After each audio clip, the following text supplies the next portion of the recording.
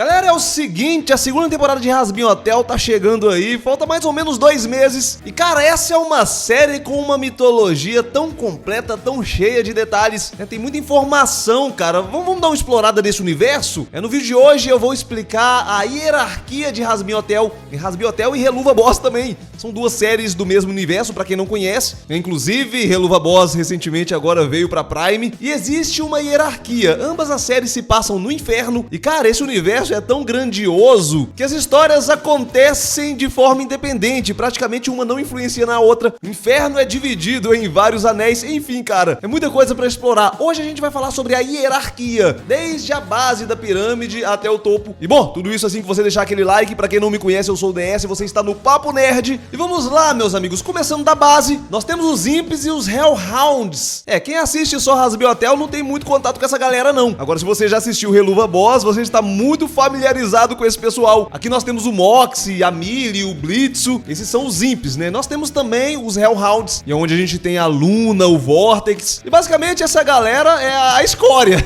Pô, coitados. É a base da pirâmide, é o nível mais baixo ali de criaturas do inferno. E assim, na hierarquia eles podem até não ser tão relevantes, mas pra trama eles são extremamente relevantes. Aqui a gente tá falando de alguns dos principais personagens de Helluva Boss. E bom, cara, um pouco acima dessa galera, nós temos os Bafometes, Súcubos e Incubus. E basicamente essa galera são Hellborns, ou seja, eles são nascidos no inferno. E assim, cara, essa parte é um pouquinho complicada porque os Imps e os Hellhounds são nascidos no inferno também. Mas a gente tem que ter em mente que os Imps e os Hellhounds, eles são inferiores, eles são diferentes. Nós temos outras raças de nascidos no inferno que são melhores. A questão é que cada repartição do inferno, cada anel, é chamado de anel, cada anel tem a sua raça Hellborn. E algumas raças são melhores que outras. Mais uma vez, a gente não tem muitos personagens dessa categoria sendo explorados em Hazbin Hotel, mas em Helluva Boss nós temos alguns personagens interessantes, como a Verósica, as gêmeas Glitz e Glenn. Essas personagens são uma espécie um pouco melhor de Hellborns. E agora sim, subindo um pouco nessa pirâmide, a gente começa a falar os personagens que a gente conhece de Hazbin Hotel. A série Hazbin Hotel gira mais em torno dos pecadores. E quem são os pecadores, cara? Somos nós, eu e você. Não, cara, eu espero que você não vá morar no Hazbin Hotel. É melhor não sei. Não, melhor não. Mas basicamente é isso. São pessoas comuns como nós, que viveram uma vida pecaminosa e após morrerem foram parar no inferno. Inclusive o hotel da Charlie serve justamente para tentar redimir essas pessoas. Uma ideia um pouquinho esquisita, porque meio que o conceito do inferno é justamente punir as pessoas que viveram de forma errada. Na minha cabeça faria mais sentido tentar redimir os Hellborns, que não tiveram opção. Eles já nasceram ali, eles não tiveram a chance de ir pro céu. Os pecadores já tiveram uma chance, mas enfim, cara, isso seria um assunto para um outro vídeo. Importante pra gente aqui é que aqui a gente tem bons personagens. Em Helluva Boss nós temos a Emberlyn, mas a gente tem mais personagens sendo trabalhados nessa categoria lá no Hazbin Hotel, onde a gente tem os Serpentius, a gente tem a Cherry Bomb, o Husky, o Angel. E cara, como falar de Husky e Angel sem pensar nessa música?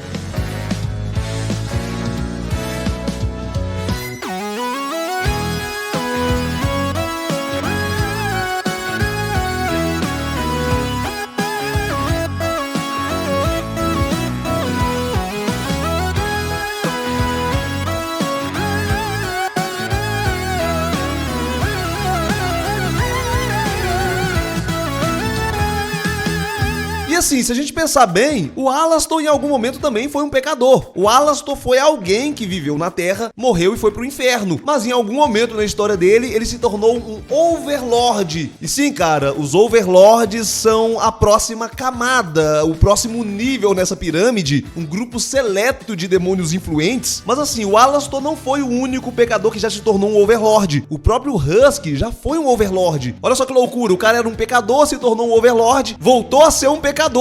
Ele perdeu uma aposta e perdeu o título de Overlord. Então essa base da pirâmide não é uma base muito estável não, essa estrutura muda o tempo inteiro. O tempo inteiro mais demônios podem se tornar Overlords e em algum momento algum deles também pode cair de categoria. De qualquer forma, aqui a gente tem alguns personagens famosos de Hazbin Hotel também. Já comentei aqui sobre o Alastor, mas a gente tem também a Rose, Carmilla, Zeychel e os Vs, né, cara? Como não se lembrar dos Vs? Valentino, Velvet, Vox, cara. E aparentemente os Vs não estão muito contentes somente só em serem overlords, não. Eles querem mais. E bom, cara, a hierarquia em Hazbin Hotel meio que termina aí. Quer dizer, ainda tem a Charlie e o Lucifer, né? Mas eles já estão lá no topo. Acima dos overlords, nós temos mais uma categoria que só é explorada em Helluva Boss. Aqui nós temos os Ars Goetia. Essa categoria é composta pela família do Stolas, a Octavia, a Stella. Nós temos também Vazago, Andrelfius, tem alguns personagens muito interessantes ali. Mas o destaque vai mais pro Stolas mesmo, que é um dos personagens principais de Helluva Boss. A trama gira muito em torno dele. E cara, falando de Stolas, vem um monte de música na minha cabeça, mas se eu tocar toda a música que vier na minha cabeça, esse vídeo vai ter só música. Então, enfim, cara, o Stolas é um dos personagens mais de destaque desse universo. E ele tá acima de quase todo mundo que você conhece de Hazbin Hotel e Helluva Boss. Sinceramente, eu gosto da forma que ele é explorado. Ele parece ser mais imponente que o próprio Lucifer.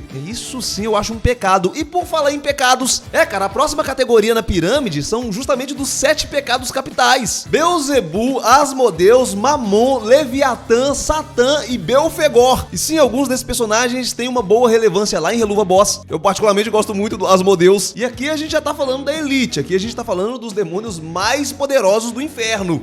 Mas agora a gente chega na realeza. Agora sim, a gente começa a falar da família Morningstar, que é justamente a família do Lucifer. Chegando no topo da pirâmide, a gente tem a Charlie Morningstar e nós temos a Lilith Magni também. E aqui a gente volta a falar de Hazbin Hotel, são personagens de Hazbin Hotel. E mano, as duas estão aqui na mesma categoria porque não se sabe ao certo qual das duas é maior. Algumas pessoas acreditam que a Charlie é maior que a Lilith e algumas pessoas acreditam que a Lilith é maior que a Charlie. E o que faz mais sentido? Sinceramente, as duas coisas fazem sentido. Porque por um lado, a Lilith é a mãe da Charlie, então faz sentido, por ela ser a mãe da Charlie, ela é maior do que a Charlie. Mas por outro lado, a Charlie é filha de Lucifer, ela tem o sangue do Lucifer. A Lilith não tem o sangue do Lucifer, ela só era uma mulher que foi expulsa do paraíso. Ela tem muito poder, claro, ela inclusive empoderou as criaturas do inferno, então sim, ela é maior que todo mundo, mas ela não é maior que Lucifer. E como a Charlie herdou os poderes do pai, mano, talvez ela não seja maior que a Charlie, talvez ela não seja mais poderosa que a Charlie, mas de qualquer forma, ambas estão aqui, entre Lucifer e o resto da hierarquia. E chegamos aqui, meus amigos, no topo da pirâmide, claro, né, sem suspense algum, nem tinha como fazer suspense, todo mundo sabe. No topo da pirâmide nós temos o Lucifer. Eu tenho uma certa reclamação desse Lucifer, porque ele é poderosíssimo, mas a série não consegue entregar um personagem que passa essa vibe, sabe? Eu gosto do potencial desse personagem, mas eu acho que é um personagem muito mal desenvolvido, muito mal aproveitado. Em alguns personagens menos poderosos, bem menos poderosos, passa muito mais confiança, cara. O Alastor, por exemplo. Mano, o Alastor é um mero overlord. Quem que é um overlord perto do Lucifer? E aí nós temos outros personagens que impõem muito mais respeito, como por exemplo o Stolas. Eu entendo que a ideia é justamente essa, é trazer um conceito meio distorcido, mas assim, Satã não tem um conceito distorcido, ele é mais ou menos o que a gente imagina mesmo. O Lucifer é o imperador do inferno, cara, ele tá acima de todos esses que eu citei. Na minha opinião, ele tinha que ser mais imponente, eu sinto falta dessa imponência. Mas aqui é opinião pessoal, é gosto, talvez você esteja super satisfeito com o desenvolvimento desse personagem. Eu acho que pra baixo dessa hierarquia tem personagens muito mais interessantes. Mas tá aí a pirâmide completa. A gente tem uma hierarquia do céu também, isso caberia um vídeo, né? Tem menos personagens, mas tem algumas coisas pra falar. Se você se interessar, eu posso fazer esse vídeo. Basta você comentar aí, deixando sua opinião. Inclusive, comenta também o que você achou desse vídeo. E enquanto vocês vão comentando, eu vou nessa. Fui!